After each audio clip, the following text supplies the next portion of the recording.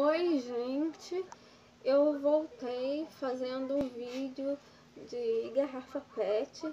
Teve uma pessoa que perguntou pra mim como que encaixa, que o dela não estava encaixando. Daí eu vim mostrar como encaixa a garrafa PET do vasinho que eu fiz no outro vídeo. Então, como eu falei, corta as duas partes da garrafa, né?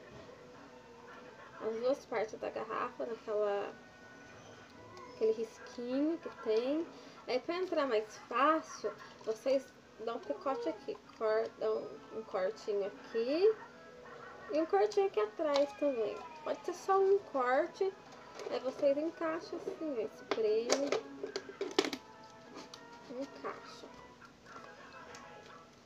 encaixa.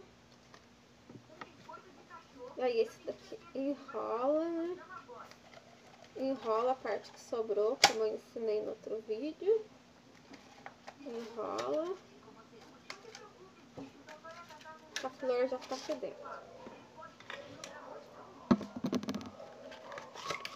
Enrola do jeito que eu ensinei.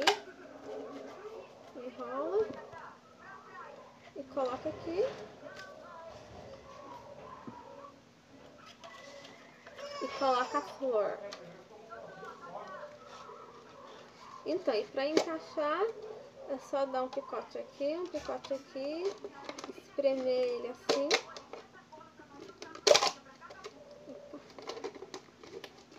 Espreme ele assim, ó. Aperta ele. É meio demoradinho, mas é só dar o picote.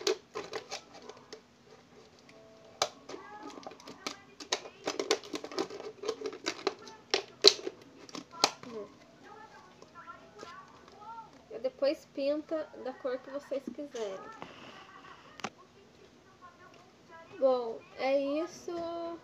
Obrigado. Tchau, tchau.